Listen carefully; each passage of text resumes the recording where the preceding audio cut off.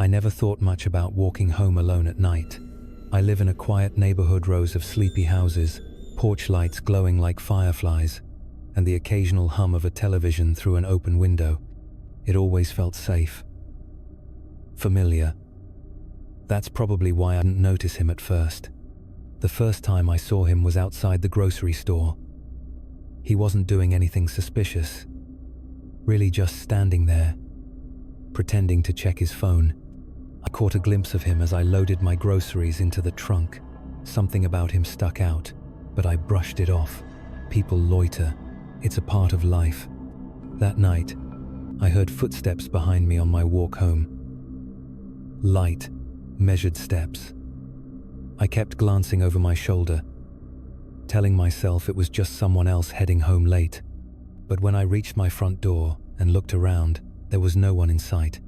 The next few nights passed without anything strange. I convinced myself I had just been tired, paranoid, until Wednesday. It was almost midnight when I locked up the bookstore where I work. The streets were empty, washed in the pale light of the street lamps. As I turned the corner onto my street, I felt it again, that uneasy prickling at the base of my neck. I quickened my pace. Half a block from my house, I heard it. Footsteps. Soft at first, then faster, matching my speed. I didn't look back. I just sprinted the last stretch, fumbling with my keys before bursting through the front door and locking it behind me.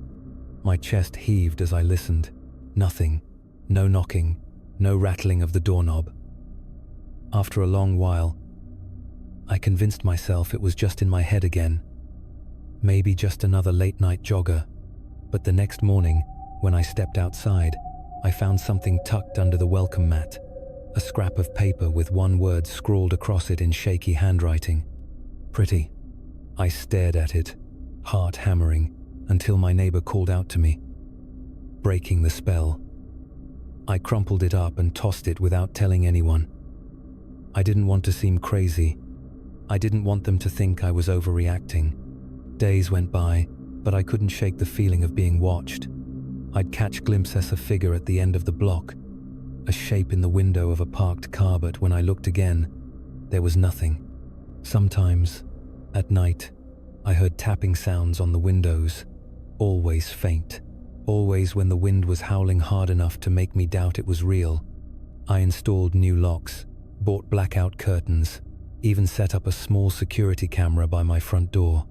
But the fear didn't leave, it only grew. Then, one night, everything changed. I was in bed, half asleep, when I heard a soft metallic click downstairs. My blood froze. It sounded like someone was tampering with the back door. Slowly, I slid out of bed and grabbed my phone, dialing 911 with trembling fingers. As I crept toward the stairs, I heard it, again a creak, a shift of weight on old wooden floorboards. Someone was inside. I backed into my bedroom, heart slamming against my ribs, and locked the door.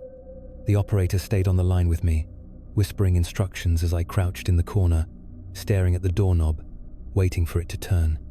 The minutes dragged by like hours. Finally, I heard the shouts of police officers, the pounding of boots, and then silence. When they escorted him out, I caught only a glimpse of him. Unkempt hair, sunken eyes, a wild look that sent a spike of terror through me. As they led him past, he tilted his head and smiled, a slow, awful smile meant just for me. He had been living in an abandoned shed 2 streets over. In his pockets, they found hundreds of photos of me. Some taken while I was out walking. Others were through the windows of my house. They said I was lucky, that it could have been worse. I moved a few weeks later to another city, another life. But no matter where I go, I can't shake the feeling that someone's watching. I check over my shoulder constantly.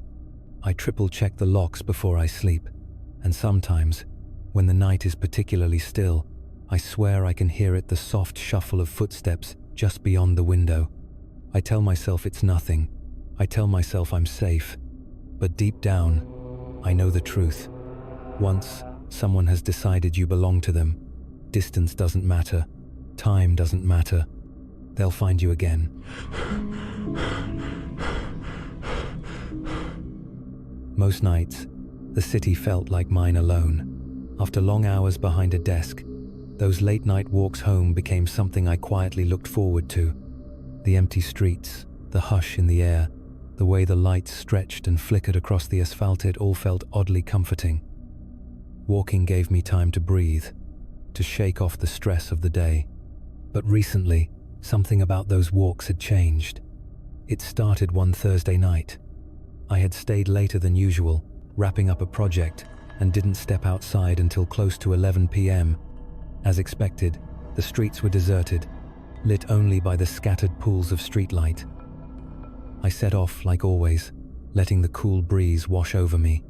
But then, I noticed him standing completely still beneath a lamppost across the street. He didn't move, didn't even seem to acknowledge me. At first, I brushed it off. This was a city. After all, people linger for all kinds of reasons. Still, an uneasy feeling gnawed at me as I walked on, and I couldn't seem to shake it.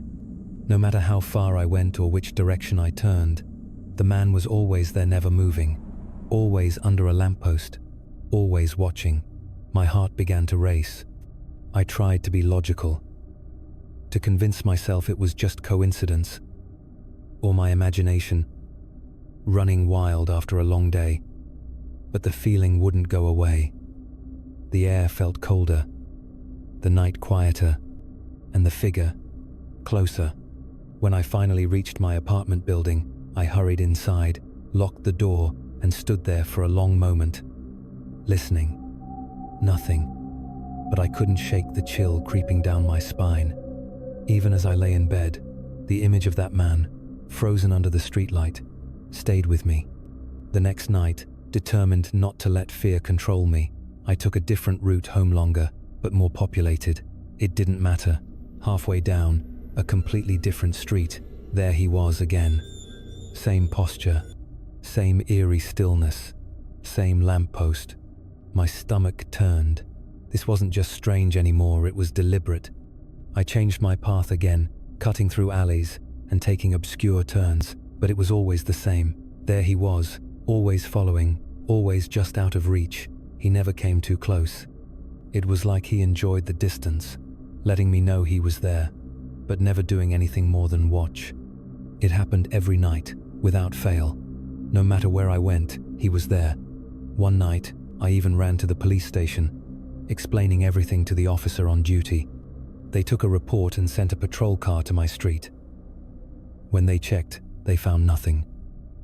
No one matching the description I gave them. They told me to let know if anything else happened. I felt so stupid. I wasn't imagining Eth was there, I was sure of it, but without any concrete proof, the officers couldn't do much. Days went by, and I didn't see him again. I tried to convince myself it was over, that maybe it was just a bad stretch of luck. Then, on the 7th night, I found something on my doorstep. A small, black object wrapped in a scrap of paper. My fingers shook as I unwrapped it, a black glove. And inside the glove, a note. "You can't escape." My stomach churned. I felt the walls close in around me. I rushed inside, slammed the door shut, and immediately called the police again. This time, they took it more seriously and began canvassing the neighborhood for any sign of the man I described. But again, there was nothing. No fingerprints, no witnesses, no video surveillance. It was as if he had vanished. I couldn't shake the feeling that he knew everything about me. My roots, my habits. He was always one step ahead, always there when I least expected it. But what terrified me the most was that I never saw his face, just a shadow, a shape in the dark, and that's all he ever was. The note stopped after that, but the dread never left. I couldn't even sleep without the feeling that he was watching. It was as though he was just waiting for me to slip up, waiting for me to walk into his trap. Finally, after weeks of sleepless nights and constant anxiety, I decided to leave. I packed my things, moved to a new apartment in a different part of town. I thought that would be the end of it. I thought I was safe. The first few nights, I slept better. The darkness wasn't as oppressive. I started to relax, to think that maybe I had been overreacting, that maybe it was all just in my head. Last night, I woke up at 3 a.m. to frantic banging on my door. My heart stopped as I lay there, frozen in fear. The knocks came again, louder this time, sending a jolt of panic through me. A message appeared on my phone. "I know where you are." I didn't call the police. Instead, I grabbed my wallet, phone, and keys, slipped out the back door, and ran through unfamiliar streets, adrenaline pushing me forward. Hours later, I found a diner, called the police, and felt a brief sense of relief. I moved far away, not long after that. A new job, a new apartment, a new city. Everything changed. At first, I was constantly looking over my shoulder, jumping at shadows, and avoiding walking alone at night. But with time, the fear began to fade. The memory of that figure under the lamppost became less sharp, less immediate. I convinced myself it had all been in my head: stress, sleep deprivation, maybe just a string of eerie coincidences that I'd blown out of proportion. For a while, life felt normal again. I walked home from work without fear. I laughed at myself for how paranoid I had become. I told friends about the experience like it was some spooky story from the past, something that didn't touch me anymore. I even began to enjoy the late-night walks again, though I never quite felt as calm as I once did. Even now, on quiet nights, when the streets are empty, that old feeling creeps back in the prickling at the back of my neck, the sudden chill in the air. Without thinking, my pace quickens, my eyes flicking toward the shadows slithering between buildings, the dark mouths of alleyways, the broken glow of streetlights. And in those moments, I wonder if I ever truly got away. If no matter how far I've gone or how much I've changed, he's still out there, watching, waiting, always just beyond sight, close enough that I can almost hear him breathe.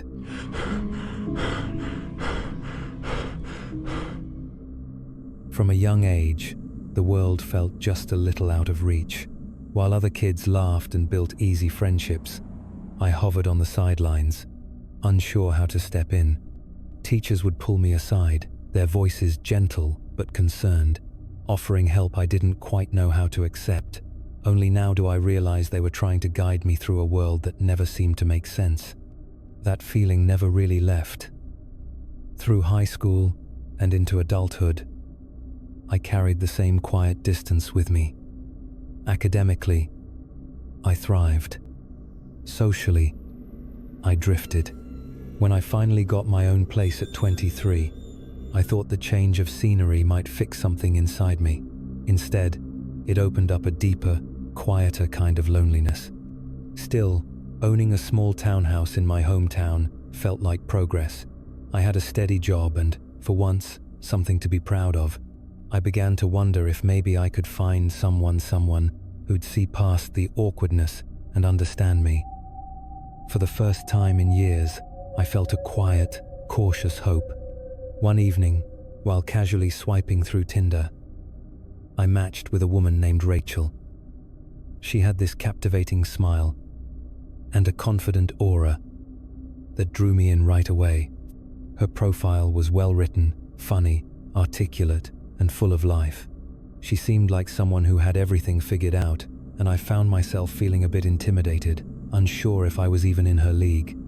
But to my surprise, our first date went well. We talked for hours over dinner, laughing and connecting on things I didn't expect. Still, I spent most of the night worrying I was saying the wrong thing or not being interesting enough. When I got home, I was stunned to find a text from her. "I had such a great time tonight. Can't wait to see you again." Relief washed over me, and I couldn't help but smile. We started seeing each other more regularly, and it didn't take long before we were officially a couple. The early days were intoxicating. We'd stay up texting until late, sharing songs, stories, and jokes, and we started spending weekends together. It felt like something out of a movie: constant affection, thoughtful gestures, and this undeniable spark. I hadn't felt that kind of attention in a long time, and maybe I got a little lost in it. Everything moved quickly, but I convinced myself that was just what passion looked like. Everyone wants to be wanted, and Rachel made me feel that way, like I was the center of her universe. But as time passed, little things began to feel off. It started subtly, her texting me constantly throughout the day. At first, I thought it was sweet. Who wouldn't want a partner who's eager to talk to them? But when I didn't reply fast enough, her messages would shift from playful to probing. Where are you? Why aren't you answering? Are you with someone? It caught me off guard. I tried to brush it off, thinking maybe she was just anxious or needed reassurance, but it didn't stop. If I was busy or didn't immediately respond, she'd bombard me with texts and follow-up questions. It began to feel less like affection and more like surveillance. Eventually, the pressure started to wear on me. I couldn't focus at work without checking my phone every few minutes to avoid another interrogation. Even when I was out with friends, I felt like I was being watched, like any delay in texting her back was a betrayal. The warmth that once made her so appealing had turned into something suffocating. It wasn't that she yelled or got aggressive, it was her constant presence. Always needing to know where I was, what I was doing, and why I wasn't answering fast enough. And somewhere along the way, I realized that I no longer felt excitement when I saw her name on my phone. I felt dread. The relationship took a turn when she insisted that we share our locations with each other. I hesitated, but eventually agreed, even though I had nothing to hide. Things escalated quickly. One night, while I was hanging out with friends, she showed up at my buddy's house, furious that I wasn't answering her texts. Her frustration boiled over when she started yelling at me in front of my friends. I told her we needed to talk about it later, but she insisted on leaving with me. We argued outside, and I ended up telling her that we needed a break. It wasn't the best way to handle it, but I was scared of what she might do if I did it in person. She wasn't happy, to say the least. Later that night, the pounding on my front door started. She wouldn't stop ringing the doorbell, and my neighbor had to come out to intervene. I could hear her screaming at him, calling me all kinds of names. When I finally stopped answering her texts and calls, I knew I had made the right decision to end things. However, things didn't stop there. The next day, she demanded that I share my location with her again, and when I refused, she exploded. This pattern of obsessive behavior continued, and I eventually had to block her number completely. I thought that would be the end of it, but I was wrong. One night, after a casual hangout at my friend's house, I returned home and settled in to watch a movie. Suddenly, I heard a noise from the dining room. It sounded like a door creaking open. My heart sank. I wasn't the type to believe in coincidences, and I had a gut feeling something wasn't right. Grabbing a knife from the kitchen, I called 911, explaining that I thought my ex had broken into my house. The police arrived quickly and helped me search the place. We checked every room, every closet, and every space where someone could hide. No one was there. I had no idea what was going on, but I still couldn't shake the feeling that something wasn't right. After the search, the officer assured me that I could call again if I needed to. I tried to calm myself, but something was still off. I couldn't sleep, so I stayed up watching television. Then, my phone buzzed. It was a message from Rachel, a long text begging for us to talk. She sent several messages in a row, and then the strangest thing happened. She started texting "wake up" repeatedly, over and over again. I didn't know how to respond, so I ignored it. I heard her voice from the closet next to my bed number. Panic set in as I realized she was still out there. I rushed to the door, slamming it shut and pushing against it as she banged from the other side. I had to keep her calm. "I love you, stop," I shouted, not knowing why, but it worked. With shaking hands, I called 911, forcing myself to keep my voice steady as I told them I needed help. I spoke to her softly, trying to buy time, trying to keep her calm. For a long moment, she hesitated. Then I heard the knife clatter to the floor. That was my chance. I threw the door open and tackled her, using every bit of strength I had to hold her down until the police burst through. Rachel was arrested that night, but the damage she left behind went far beyond cuts or bruises. The real wounds were deep with the betrayal of letting someone so close only to have them turn into something unrecognizable. That night didn't just break my trust, it hardened something inside me. Even now, the memory clings to me like a shadow I can never quite escape. The diner wore me down long before my shift was over. Hours spent under buzzing fluorescent lights, the endless crash of dishes, and the sharp scent of burnt coffee clinging to everything. It all piled up until I felt hollow. Customers shuffled in and out, their complaints and tired faces blending into a blur. By the time I clocked out, my feet throbbed, my back screamed, and the so-called freshly cleaned air still reeked of grease and exhaustion. But despite the exhaustion, I always found comfort in the walk home. The moment I stepped outside and felt the cool night air on my skin, it was like I could finally breathe. The streets were quiet, the world slowed down, and for those few blocks, I felt at peace. The rhythm of my footsteps, the rustle of leaves, the occasional chirp of a distant bird, it all helped clear my mind. My body still felt tired, but something about that walk made my stress melt away. But then, something changed. It started off subtle. One night, as I turned the corner just a block away from the diner, I saw him, a man standing under a lamppost, still as a statue, his features obscured by shadows. I barely gave him a glance, assuming he was just someone out for a smoke or waiting for a ride. But the next night, he was there again. Same spot, same posture. I paused for a moment, but kept walking, trying to shrug it off. After that, I started to notice him every night. He never moved, never spoke, just stood there, watching. At first, I told myself it was just coincidence, a trick of the mind brought on by fatigue. But deep down, I knew something wasn't right. The peaceful walks I once cherished now filled me with unease. The fresh night air no longer calmed, mate carried a chill I couldn't shake. Then, it escalated. One night, as I walked down the street, I heard its footsteps. Soft at first, almost drowned out by the sound of my own. But then, they matched mine. Step for step, I felt a cold chill wash over me as I turned around, only to find the street behind me empty. My heart raced. I was being followed. I didn't dare stop. I quickened my pace, the sound of the footsteps getting louder, closer. As I reached the corner of Maple Street, there he was, just standing there, eyes locked on me. I froze, my breath caught in my throat as he took a single step forward, a slow, deliberate movement. I didn't wait to see more. I ran all the way to my apartment, fumbling for my keys, desperate to get inside.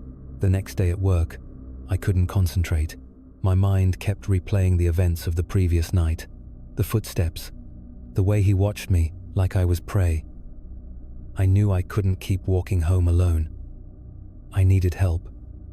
So, when my shift ended, I asked Emma, my colleague, if she could give me a ride. "You okay?" she asked, noticing the worry in my eyes. I forced a smile. "Yeah, just a little freaked out. There's this guy who's been following me home." Emma frowned, but nodded. "I'll drop you off." It felt like a small victory. At least for that night, I wouldn't be alone. We drove through the empty streets, the silence thick between us. As we neared my apartment, I felt a knot in my stomach tighten. I couldn't shake the feeling that he'd be there, waiting. But when I got out of the car and looked down the street, there was nothing. I let out a breath, relieved. Maybe I was just being dramatic. But as I reached the door of my building, I froze. The sound of footsteps again. Slow, deliberate steps that echoed in the quiet street. My stomach dropped. I thought I was alone until I saw him at the end of the street, closer than ever. I ran inside, heart pounding, only to find a note on the counter. "I'm always watching." Then a cough behind me. It was my landlord. He stepped closer, eyes cold, whispering, "You shouldn't have called anyone." Before he could reach me, sirens wailed. Police burst in and arrested him. As he was dragged away, his rage burned into me. I'll never walk alone at night without feeling that fear again.